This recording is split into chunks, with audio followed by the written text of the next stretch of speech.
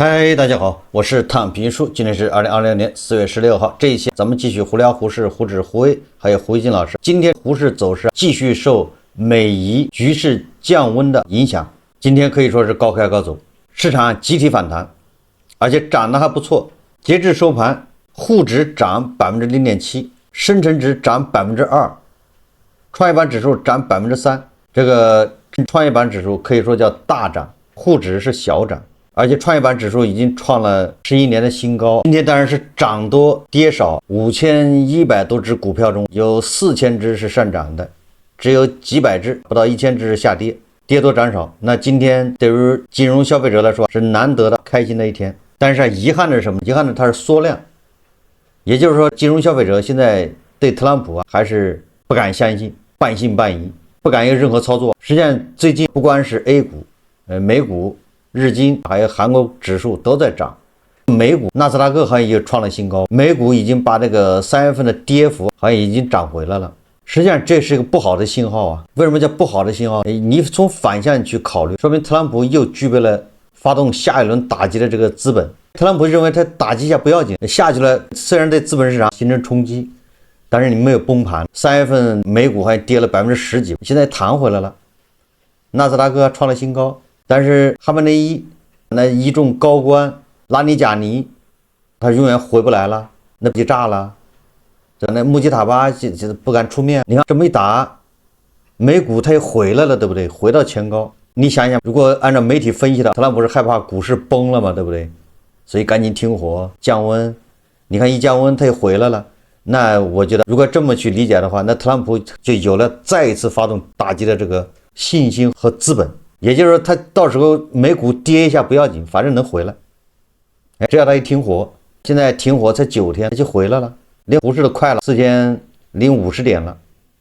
所以我覺得如果這個資本市場就是美股它如果遲遲回不來，還在底下趴着，那特朗普要動手他就考慮考慮，怕股市崩盤，怕資本市場扛不住。現在一看資本市场沒事，所以我覺得這個對伊朗來說那是凶多吉少，這可不是個好徵兆。為什麼說胡適有喜有憂呢？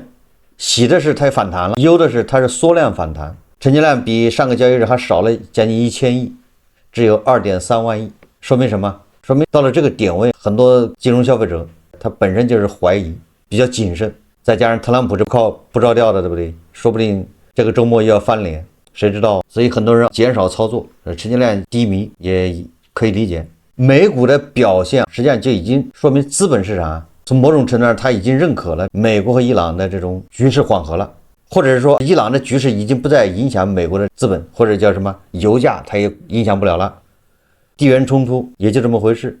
所以說，美國的資本市場人家已經回到前高，有的還創了新高。這個就是說，資本市場洋溢着一種樂觀的氣氛。當然了，具體的胡適，我很早以前就說了，胡適有胡適的毛病，胡適跟美股不是一碼事。在美國對伊朗動武，那大家承受的壓力是一樣，惺惺相惜，心連心。但是一旦美國對伊朗動武這種感覺緩和了之後，那美股的表現和 A 股表現是不一樣的。那 A 股它就要更多的受自身內在的這個規律、自身內在的問題影響。實際上我看有人統計了一下，這一輪大概小2年的牛市，指數牛市，這是千真萬確的指數牛市。它從最低點大概2600多點，不到2700點，漲到4200點。你算算，它漲了60%。指數2700點到4200點，漲了60%嘛。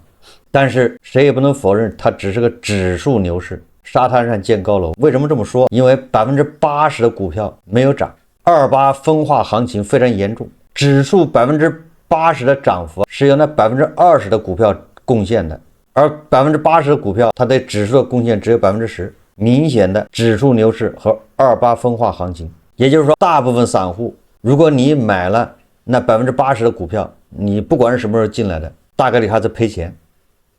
你稍微做錯一次，那估計賠的還挺嚴重的。只有那些少部分人買了那20%的股票，或者是配置了一部分20%的股票，小賺一點。而那20%的股票啊，大概率是跟什麼算力、人工智能跟它有點關係的，什麼光模塊，也就是這2年國家提倡的什麼高質量、高科技、硬科技，跟這相關的。因為這些故事受到追捧，連磨剪子、鏟刀的，只要能跟什麼光模塊、跟高科技沾上邊兒，都能拉個幾個漲停。這個財聯社報道說，美國投資者開始重返中國股市。4月16日消息，法國巴黎銀行策略師在報告中寫道，近期的資金流入數據表明，美國投資者對中國內地、香港股票的情緒已顯著轉變。12月至2月期間，140億美元資金流入，為3年多來最大3個月總額。據估計，這些資金流入將使美國投資者的中國內地、香港股票總持倉達到創紀錄的4660億美元。美國投資者開始重返中國股市，愛信不信，都聽說胡適這個量化基金割韭菜賺的是盆滿缽滿。根據去年有人統計的，什麼換方量化還有好多量化都是賺的盆滿缽滿，一年都是賺70%。受此影響，受此消息鼓舞，也簡單点說，量化圈都傳這裡人傻錢多速來。好了，這消息傳到海外去了，據說海外的很多量化基金摩拳擦掌，躍躍欲試，準備到胡適來割韭菜。我看媒體報道，這是中證報報道，可不是鬧着玩的，說轟動量化圈，一家新加坡量化機構獲10億美元中東資本布局中國股市，業績達標將追加投資。這可不是小數字啊，10億美元呢。4月15日，一則消息轟動量化圈，當日一家總部位於新加坡的量化機構宣布獲10億美元中東主權基金投資委託，採取市場中性策略布局中國股市。該主權財富基金表示，若業績達標將追加投資。記者注意到，該機構創始合夥人為國內知名量化私募實控人。中東資金對中國市場，尤其是中國量化機構的關注早已開始。中東主權基金、北歐的資金一直很關注中國。近2年來，外資非常喜歡量化機構，因為能提供持續的穩定的業績，哪怕只占資產配置的小部分倉位，也能帶來不錯的收益。一家大型私募市場人士透露，一家100億量化私募透露，近年來該機構募集了數億元海外資金，主要來源于海外主權基金、家辦以及個人投資者。你看這個量化不是割韭菜嗎？專家一直說的量化進行控制，現在好了，都說這個量化好賺錢，海外的資金紛紛來投量化，給錢也來割韭菜。這個對散戶來說，我覺得這多傻的散戶才會在這裡面幹啊！這又來一把鐮刀，這中東都是土豪，有的是錢，一旦割韭菜割得順利，他們加大投資什麼意思？投更多的錢，他投的錢越多，他要賺的越多。那我想知道這錢到底誰出？你看胡適裡面有幾類人是只賺不賠的，這是任務。一個是國家隊，國家隊是只賺不賠，你不能讓國家队的心寒，对不对？人家一來救市，完了讓人家還出錢，這不對。所以国家队來救市，那一定是要路費、利息要給，勞務費要給。所以說國家隊幾千億一來，要割一波走，不能空手走。第二個是社保基金，我們的養老錢在裡面，這玩意兒你不僅要給，而且你每年必須給夠10%，要不然都不夠。社保基金人家有指標的，每年都必須這麼多，沒這麼多它的窟窿填不上。所以你看人家賺錢。保險資金也一樣，這保險資金它也得賺錢，不賺錢的保險機構是運轉不下去。這3路資金是穩賺不賠的，不能賠錢。還有2路什麼？一個是大股東，反正人家是1塊錢，或者是幾毛錢，反正多少錢來的，人最後40塊錢要走，你不能攔着，這玩意也得有人買單。還有什麼？量化基金不管是漲跌，人家是賺錢的。這個指數漲它也賺錢，指數跌它一樣賺錢，人家通過交易賺錢。不是什麼價值投資，对不对？量化基金跟價值投資沒關係，跟你們業績沒關係，人家是通過交易算法，那就比你快。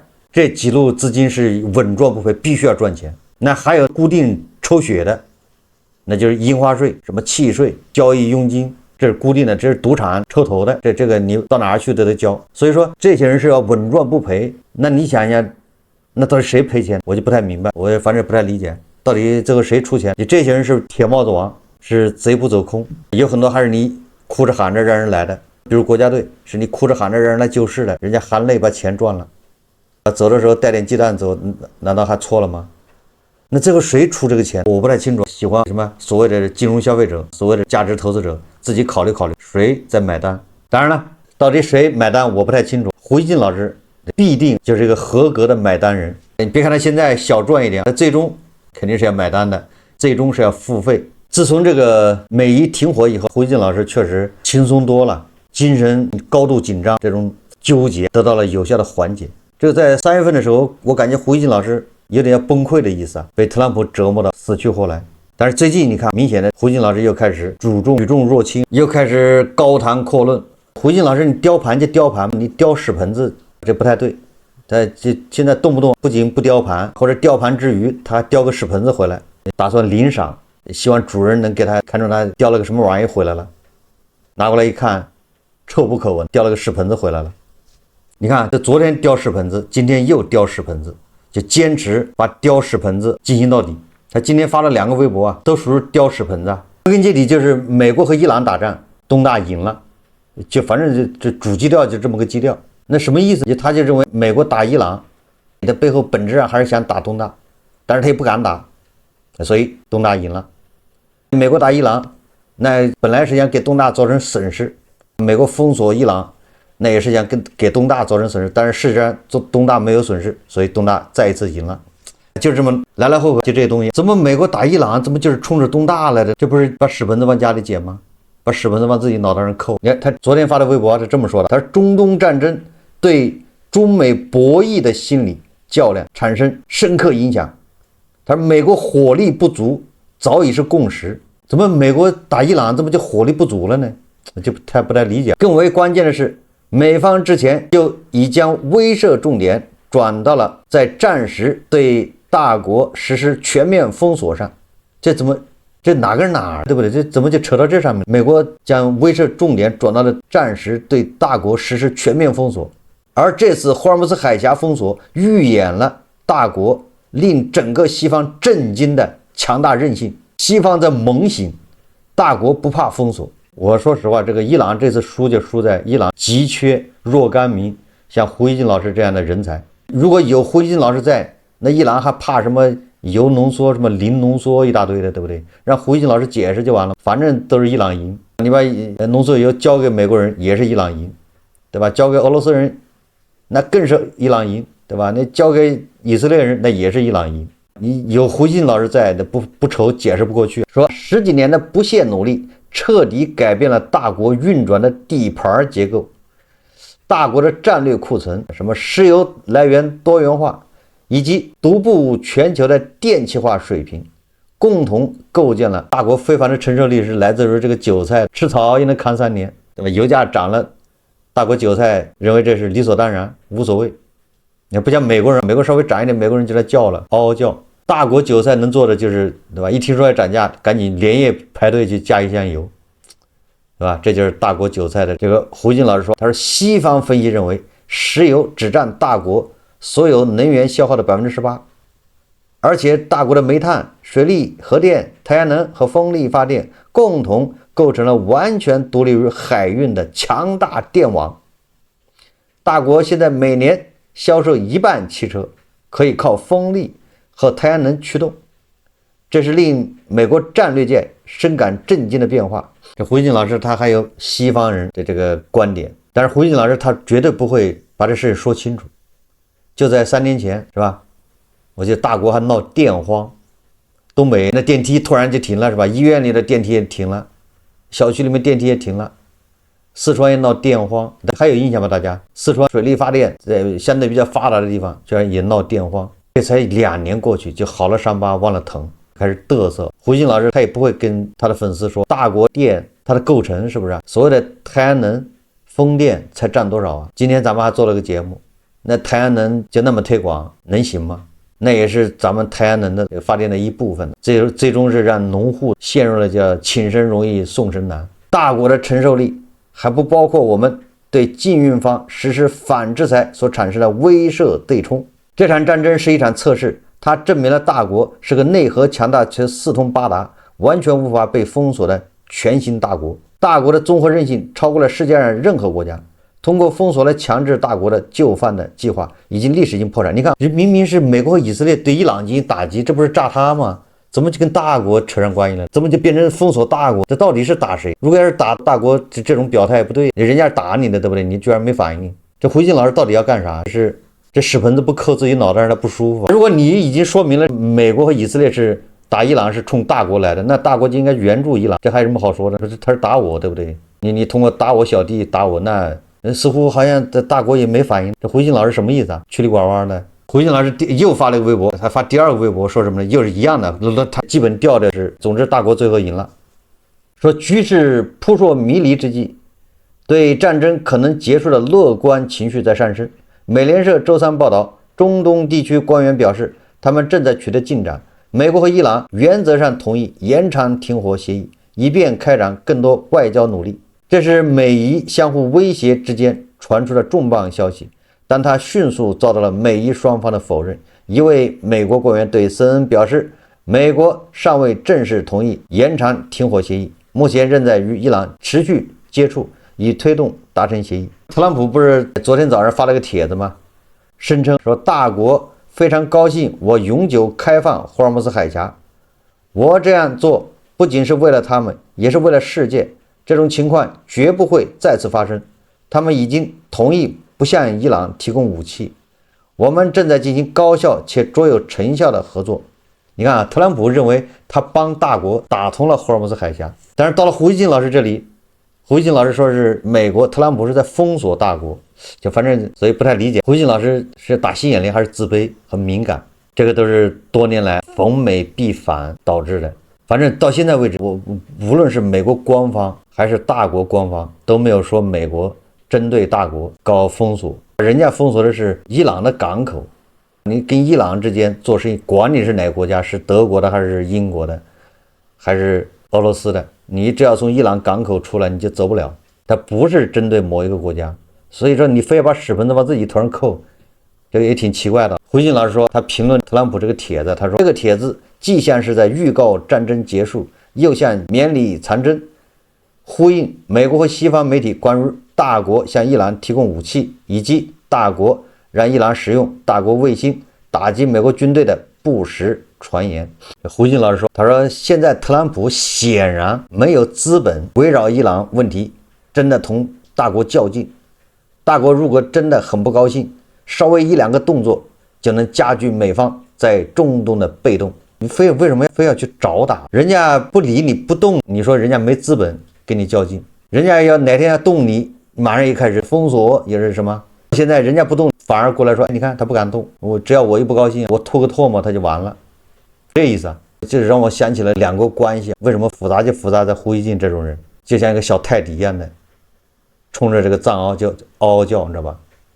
就是這種逮誰的叫。最後胡锡進老師，局勢很複雜，但老胡個人傾向於認為，美伊大概率會延長21日到期的停火協議，而且雙方第二輪談判雖未必能達成一個停火框架，但取得實質性進展的可能性很大。雙方的溝通顯然在進行中，準備舉行第二輪談判應該提前就有一些基礎了。最重要的是，雙方都有結束戰爭的意願，尤其對特朗普來說，股市已經在提前消費延長停火。如果談判失敗，戰爭最新嚴重升級，市場必將劇烈反應，讓特朗普吃了不了兜着走。他應該有強烈意願避免那種情況發生。這胡锡進老師從剛開始堅決不能接受伊朗在談判，是吧？說這都是謠言。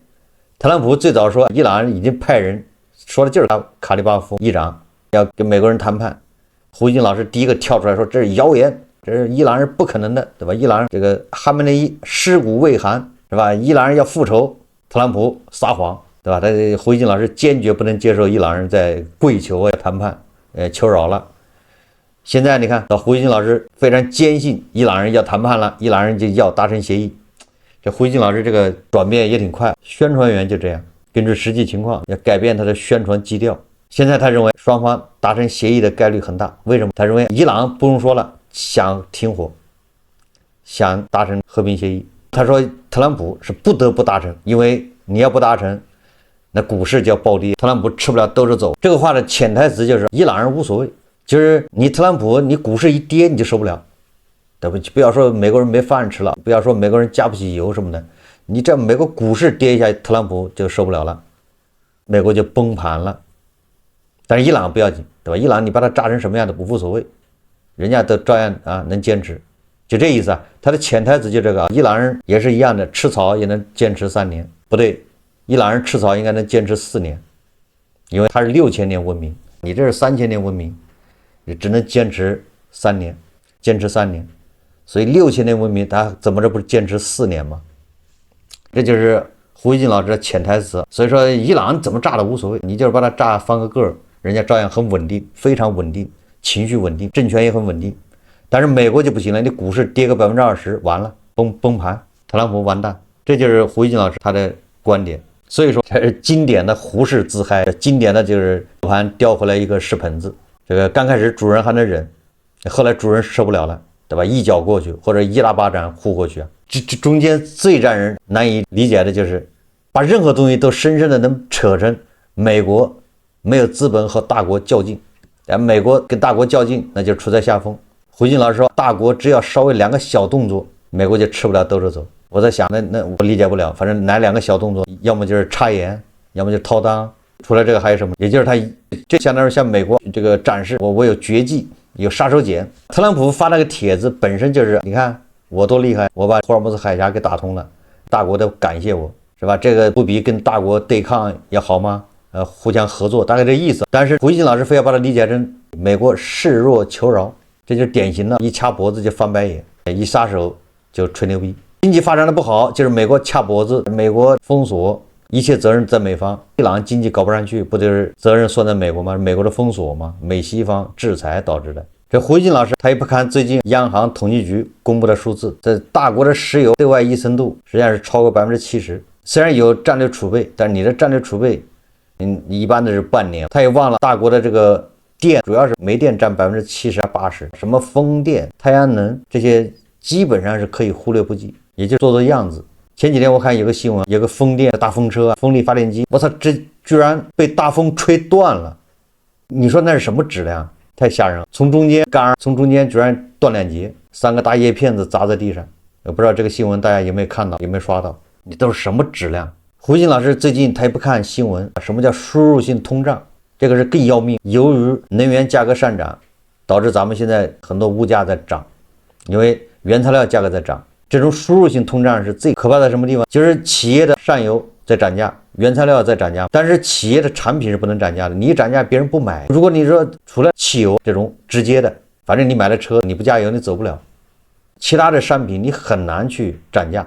你不能漲價，但是你上游價格也漲了，所以这個企業的利潤就暴跌，企業很有可能就是關門。汽油能漲價是因為它壟斷了，你其他的商品都是市場化供應，你不降價別人降價，你漲價別人不漲，那你就賣不掉。所以說最終這種輸入性通脹，那恐怕給咱們帶來的傷害更大，很多企業恐怕要就關門，那失業的不更多嗎？失業的一多，收入更低，就是惡性循環，這叫輸入性通脹。我們希望溫和通脹，是那種有內需拉動的，大家因為收入多了，所以大家就消費，大家去吃去喝去玩去買衣服，大家消費，有人買的多了，企業的利潤多了，韭菜的收入可能也會增長，韭菜就業就容易一點。那韭菜收入多了，那不就是良性循環嗎？這樣的企業的價格適當就會增長，因為人工成本在貴，因為人就業容易了，大家工資就會漲，這是個良性的一個通脹。但是現在輸入性通脹明顯是有害的。胡錫進老師對這些閉口不提，他就認為反正我們厲害，就是強，就是贏了。胡錫進老師為了他的2萬多的退休金也是操碎了心。在胡錫進老師的這個腦海裡，或者他的微博裡面，任何一個國際新聞都可以套在一個模子裡面，這個模子就是大國韌性爆棚，對吧？美國火力不足，西方一天天爛下去，對吧？東方一天天的好起來，輕產是領先，大國贏麻了，反正就這麼一套，你結論一定是這個。任何國際新聞他最後得出結論就是這麼一套。